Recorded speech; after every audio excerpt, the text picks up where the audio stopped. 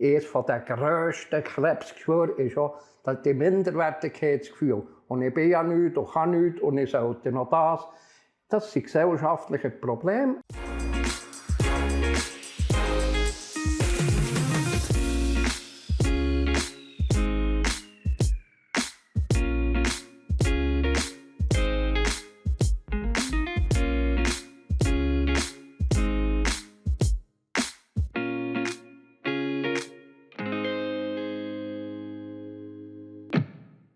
Mein heutiger Gast im LiveNet-Talk ist ein ganz besonderer Hoffnungsbotschafter, der einem ganz bestimmt in Erinnerung bleibt, wenn man ihn mal live erlebt. Und ihr werdet jetzt selber merken, was ich damit meine, weil der Jakob Wampfler, der hat wirklich einen speziellen Weg hinter sich.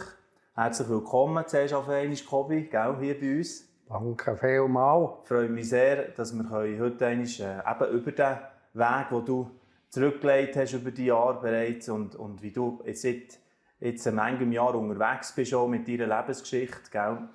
Können reden miteinander und dass eine Begegnung kann stattfinden. Genau. Danke vielmals, Flo. Ursprünglich im Diemtigtal aufgewachsen, gell? Genau, Zwischenflühe im Diemtigtal. Ja, voilà. Und nachher, also deine Geschichte hat ja angefangen, mal so mit 14 zum Beispiel eine Flasche Wein runtergekippt, gell? Und in der Schule gut anzukommen, sozusagen bei den Kollegen. Also der Alkohol ist eigentlich so ein bisschen ein erster, leider näher Begleiter geworden, gell, bei dir im Leben. Ja, das war halt so, wenn man daheim schon straub dran war. In zwei Welten im Elternhaus, ein gottloser Vater, eine liebe, fromme Mutter. Das hat mich halt innerlich irgendwo fast verschrissen. Aber ich wollte die Kinderschulzuweisungen machen. Und dann in der Schule auch noch geplagt worden wie ein Schwein. Und ich gesagt, Henne, Sädel, jetzt tun wir einmal einfach im Unterricht eine Flasche Wein auf. Und das habe ich gemacht. Und von dann an bin ich akzeptiert gewesen, bin ich nicht mehr geplagt worden. Dank 7 Dezi Rotwein. Ja. Das ist unglaublich. Und das hat dich halt schon auf einen Weg gebracht, der nachher schwierig geworden ist. Ja. Die nächsten Jahre. Aber wir machen jetzt zuerst einen Zeitsprung und kommen eben ins wo du heute stehst, einfach für schnell ein bisschen einzuordnen. Können wir dann schon einmal wir wieder anknüpfen dort. Aber einfach, ich will das heute zuerst ein bisschen einordnen, auch für Zuschauerinnen und Zuschauer.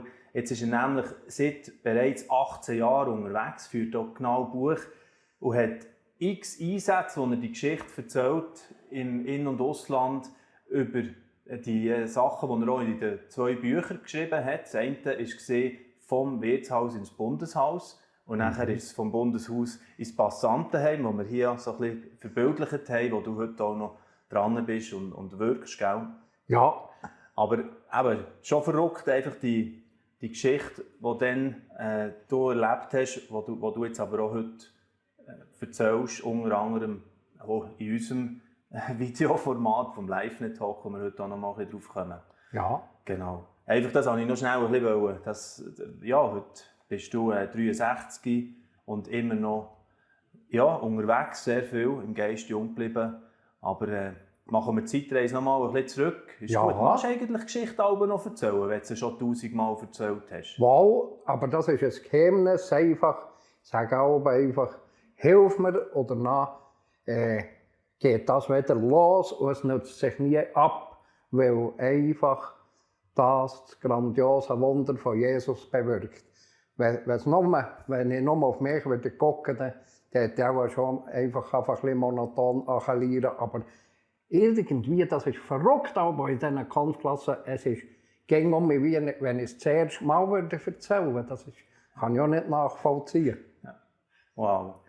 Ja, also, dann machen wir doch ein bisschen, wie wenn wir eine Konfklasse so heute wären, gell? Und einige hören wahrscheinlich auch heute noch die Geschichte das erste Mal von dir. Ja. Wie ist das nachher dort weitergegangen? Wir haben gehört, den Einstieg in dieser Schulstube und dann, wie ist es mit dem Jakob weitergegangen? Ja, da ist Konfirmation gekommen und dann das Leben raus.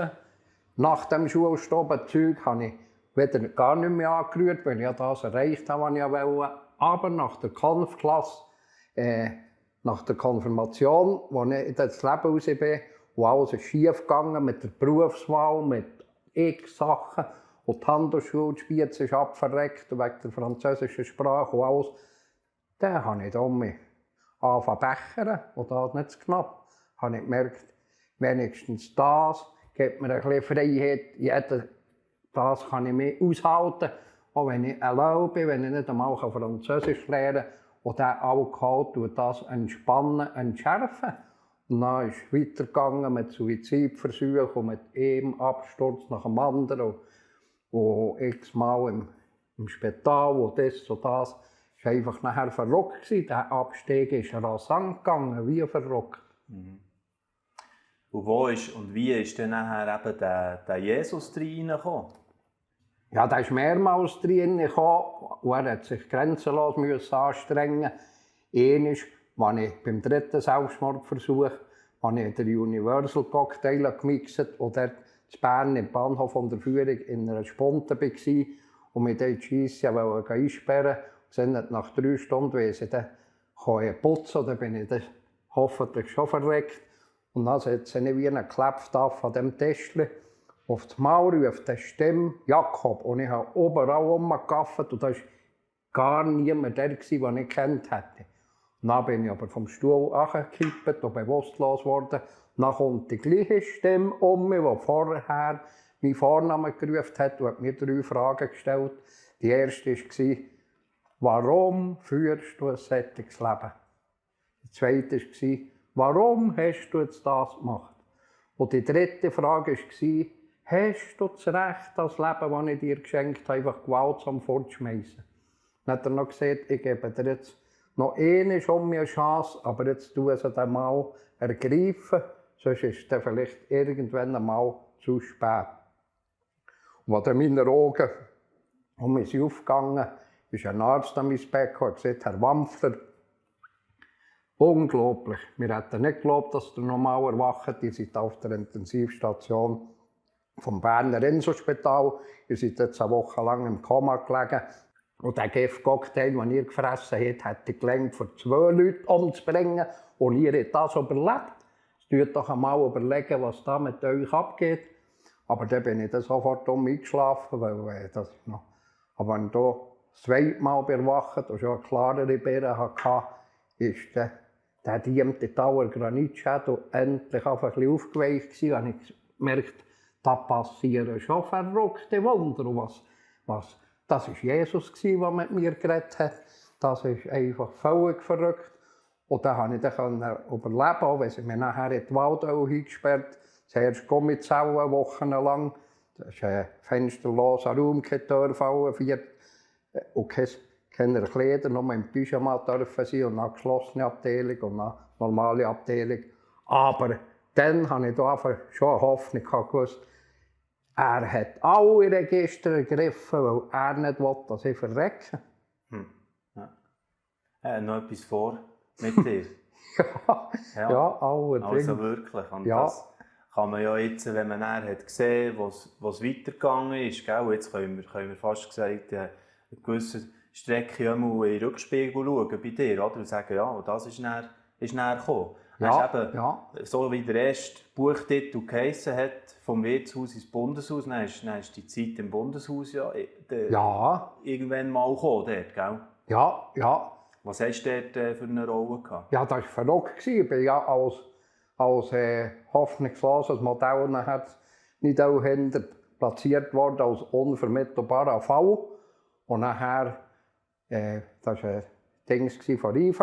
Dann sind die IV-Fritz einmal zusammengekommen in der Sitzung und Zeug auf Fallbesprechung. Und dann hat einer erzählt, der sagt eben noch das Vehikel, der Wampfler da. Und dann haben die anderen gesagt, der ging noch nicht weiter. Den haben wir ja vor 10 Jahren eingegliedert in Bern und jetzt ist er so weit. Dann hat wieder ein anderer gesagt, er hätte gestern ein Telefon bekommen vom Professor Dr. Heinrich Koller, vom höchsten Beamten im EJPD. Er ist jetzt gerade gestorben. Und er hat gesehen, ob sie nicht irgendwo ein zweibeiniges Vehikel haben, das im Bundeshaus internen Postkurier machen, internen Briefträger. Und sie sollen mich doch fragen. Und nachher bin ich da gelandet. Am 1. April 1992, das war nicht einmal Aprilscherz, habe ich angefangen im Justiz- und Polizeidepartement überall diesen Juristen und Anwälten und Politikern Post verteilen. Und das war verrückt. Aber weiterhin Rückfall. Mhm. Da hast du den Dämon sozusagen, den Alkohol nicht so ringlos bekommen? Nein, sogar trotz der verrückten Begegnung mit Jesus, ja, gegen wieder etwas beschissen und diechseln und so. Und einfach viele Kompromisse gemacht. Und das war einfach tragisch. Und das ist nachher gegangen bis im August 1999. Ja. Ja, manchmal in der Mittagspause bin ich in der Stadt am Herrenplatz, habe 3 halbe Weisse gesoffen und am Nachmittag so Post verteilt im Bundeshaus. Und das war natürlich nicht gerade super. Ja. Aber sie hatten Geduld mit mir und vor allem der Professor Kauer, das ist mein Engel geworden. Mhm. Ja. Ja, aber weißt, ich stelle mir auch vor, oder wenn man jetzt auch die erlebt, also, wie du es ein bisschen in deinen Worten sagst, eben der Teamdigtaler mit dem Granit und so. Granitschadow, ja. Granitschadow, oder wie du vorhin hast gesagt. Oder einfach auch mit deiner Geschichte, weißt, dass man vielleicht manchmal schon ein bisschen schwierig empfindet, reinzupassen, oder? Ja, ins System oder in die Welt. Oder? Ja, das ist enorm schwierig. Auch im Bundeshaus hat es Leute gegeben, eben die nachher auch, als ich nach dem August 1999 war, bin ich nachher noch bis im 17 bin ich der der gesagt hat, ja, du kannst zu jeder Zeit um mich zurückfallen, da muss man sich nicht darauf einbilden. Und ich wusste, ich darf jetzt frei sein, aber auch gewusst, Sorgfalt. Ja, die totale Sicherheit gibt es im Prinzip nie, aber was ich nachher mit Jesus erlebt habe, das hat mir gleichwohl Sicherheit gegeben, eine tiefe Sicherheit. Mhm. Und viele Leute haben es auch sehr ernst genommen, auch im Bundeshaus, und andere sind mir aus dem Weg gegangen. Das war ganz unterschiedlich. Mhm. Ja, und dann ist es vom Wirtshaus ins Bundeshaus und vom Bundeshaus, wo wir jetzt waren, ist es dann weitergegangen, irgendwann ins Passantenheim, was du das zweite Buch ja dann auch rausgegeben hast dazu, gell? Ja, das war im 2017, weil Sophie und ich sind auf Thun gezögert von Jägersdorf und haben eine christliche Gemeinde gesucht, wo wir auch eine Heimat hatten. Und der Geri Kauer hat dann gesagt, da darf die Sophie entscheiden, wo der hergeht, weil die wird wahrscheinlich mehr im Gottesdienst sein als hier, wo das Ganze in der Welt umhängt ist.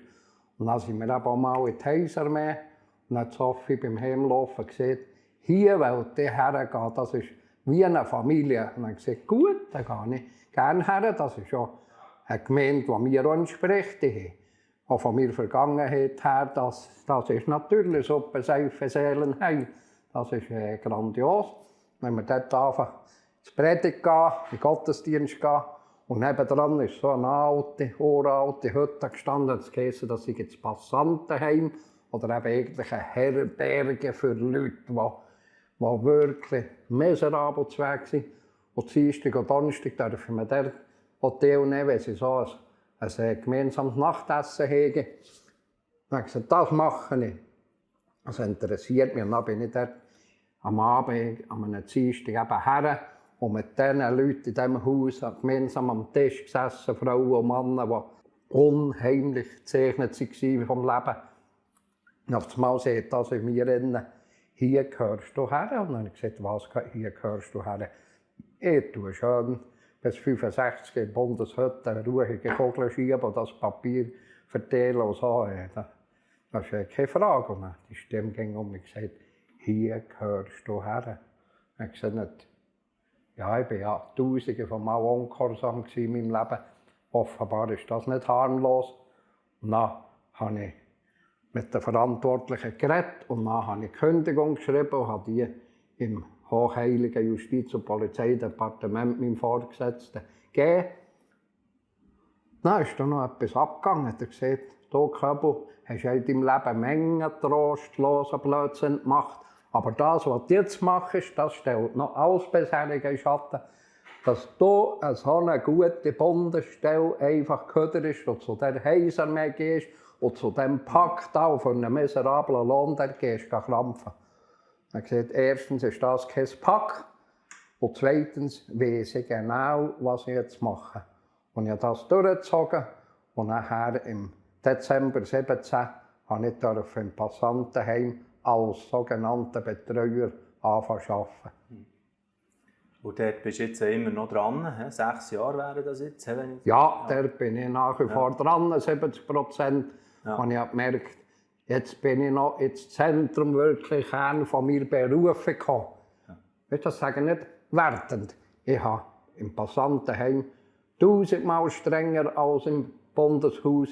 Ich tue ja 3-mal am Tag schiessen und duschen, putzen, ich tue kochen, ich tue waschen, ich tue so viel körperliche Arbeit, aber auch noch 100 andere Sachen.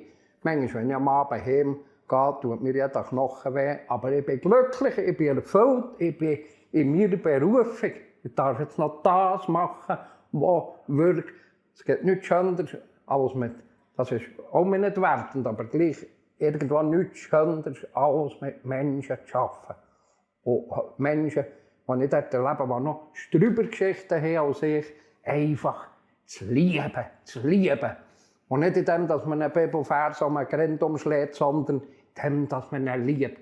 In dem, dass man in die Augen guckt, in dem, dass man einen Kaffee gibt, in dem, dass man, wenn sie es können, zulassen, das kann man auch lange nicht bei allen, einen Arm um ihre Schulter legt und sich zu spüren gibt, du bist auch geliebt, du bist ein Juwel Gottes, du bist nicht einfach, du bist nicht eine Suchtruine.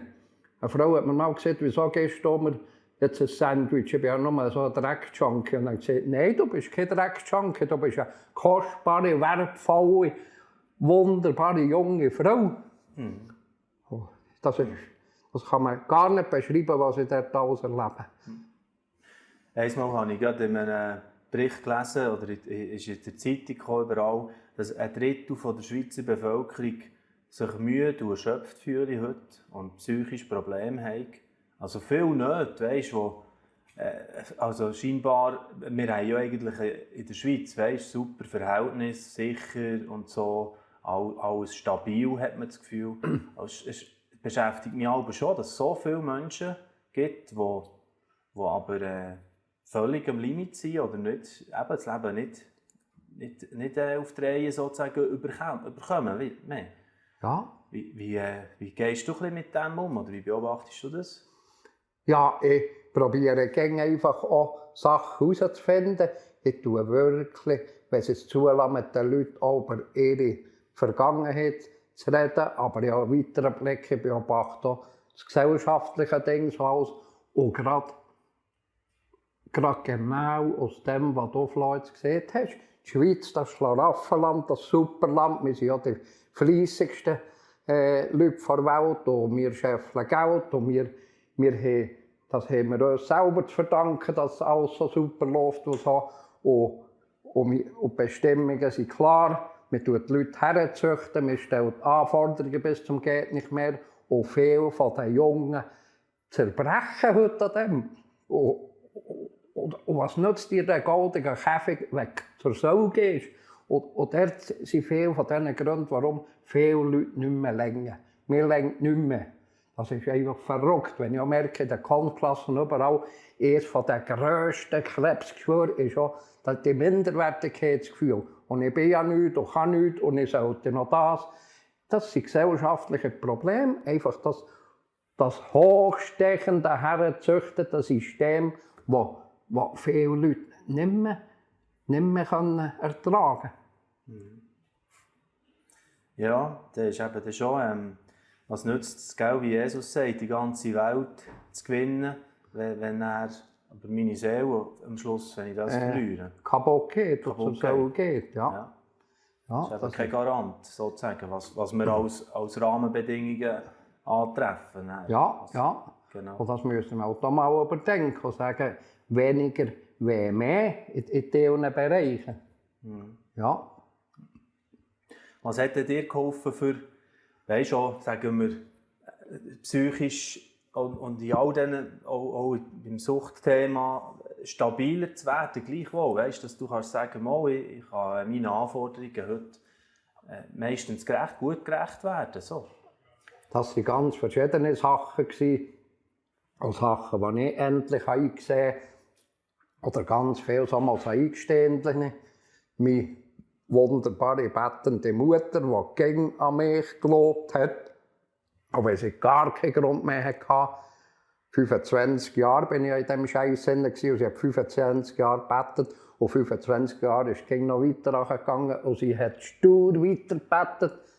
Aber das waren ja noch ein paar andere Leute, die ohne jede Vernunft gleich an mich gelobt haben. Der Herr Koller und der Heinz Hügli da vom Gott gibt Spruchkärtchen Verlag, der 20 Jahre um mein Leben gekämpft hat und der fast durchgedreht ist, weil er ging über zurückgeht. Aber als ich anfangen die Schritte mit Jesus, das war im August 1999, hat dass ich auch selber gewisse Schritte gemacht habe, dass ich fachliche Hilfe in Anspruch genommen habe, Seelsorge, wirklich psychologische Beratung und dass ich verbindlich in einer Gemeinde in Heisenmeer anfangen mitmachen und so. Das waren ganz viele Mosaikständchen, die dann zusammenhaft einfach das Wunder noch verstärkt haben. Ja. Ja, wo der einen gewissen Boden gegeben. Jawohl. Und gleichzeitig mit dem ist nachher auch Kraft gewachsen. Ja. Ja. Du hast vorhin noch den Geri Kauer erwähnt, oder? Jetzt vorhin hast du andere Namen genannt, aber auch der Geri. Wir haben uns ja dort zur Winterthur auch getroffen, oder? An dieser Gedenkfeier. Da ist mir auch sehr eindrücklich gesehen, du bist etwa dort. Auch über die Videos habe ich die gesehen, oder? Wenn er von Schleife und so.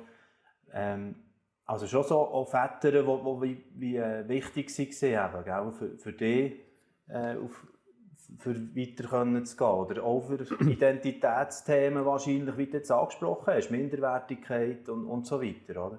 Ja, genau. Das war ja die erste Begegnung. Ich habe mich nachher gewagt, trotzdem es ging geheißen, Schleife, ich habe nicht Bad, das ist gefährlich, das ist mal gehört, dass der Wilf Gasser wie heisst der die Vineyard hat gegründet? Der Martin Bühlmann. Ja, der hat dort predigt an einem Kongress und dann noch so eine verrückte Frau, die in einem Landmüll Kinder betreut und hat gesagt, das muss ich mir jetzt gleich einziehen, das interessiert mich. Ja. Und nachher bin ich dort her, Freitag am Abend.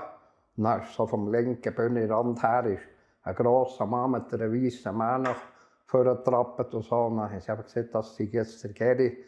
Und dann hat eine Stimme wieder in mir, es war auch verrückt, eine Stimme in mir gesagt, da hast du jetzt einen Vater. Und dann sind die 3 Tage über die Bühne gegangen und ich habe gemerkt, dass ich gar nicht wegen Wilf oder wegen Martin Bühlmann oder der Frau dort gelandet, sondern wegen Geri. Und als wir um sind daheim waren, habe ich dem 15 A4 Seiten Computer geschickt, was da Wochenende mir gebracht hätte. Und dann hat Sophie gesagt, ja, da musst du die Antwort erwarten von einem Geri, der weltweit Leute und Kontakte hat. Ich habe gesagt, ja, das sehen wir dann. 3 Tage später ist ein handgeschriebener Brief in meinem Briefkasten gelegen. Und der Geri hat mir geschrieben, lieber Jakob, in diesen ich weiß nicht mehr, wie viele Jahre war Schleife, schon Leute, ich habe noch nie einen solchen Brief bekommen. Und das sei wie Balsam für sein verwundetes Herz, wäre so angekleidet und bekämpft werden. Und es wäre schön, wenn Sophie und ich einmal immer zur Lila auf Besuch kämen. Das hat sich dort vereint. Und dann haben wir noch etwas Lustiges erlebt. Schön Porzellan und schön in der Stube. Lila hat einen Gogohopf gebacken und so. Und dann geschwungene Niedeln, Schlagrahmen. Sophie hat gar nicht gerne Niedeln. Und dann hat sie dann anständig halber auch so ein Kaffeelöffel voll über ihr Kuchenstück da. Und hat der Geri gemeint, sie will einfach so ein bisschen einfach bescheiden sein und so. Und dann hat er die Kelle genommen und hat das Fuder geladen und dann gesagt, Sophie, du musst schon recht Niedeln nehmen. Und dann wie ein Maurer hat er das aber einen Gogo-Hopf reingetan. Das ist jetzt dann nachher gleich. Ja. Aber was wichtig ist, der Geri hat mir nachher geholfen, mein schrecklicher Vaterpuff das Lösen in die Tonne zu bringen. Er hat mir nachher aufzeigen, dass Gott, der Vater, nichts von einem menschlichen Vater in sich hat, dass der ganz anders ist, aber dass ja verantwortlich bei meinem Vater zu vergeben und das Heilen nur passieren kann durch Vergebung und durch die Wahrheit, dass man den echten Vater Gott entdeckt, der die Arme ausgebreitet hat und sagt, komm Köbel, jetzt darfst du heimkommen, jetzt kommen andere Jahre als die du erlebt hast. Und dann haben wir manchmal mit dem Geri getroffen. Und dann, als Sophie und ich eingereiht wurden in der Heisermeer Thun, haben wir extra gefragt, ob er uns einsegnen kann. Und das hat eigentlich die Heisermeer-Regel gebrochen, aber der Fredi Inniger, der ein grandioser Heisermeer-Juwel ist, hat gesagt, der Geri soll noch mal kommen.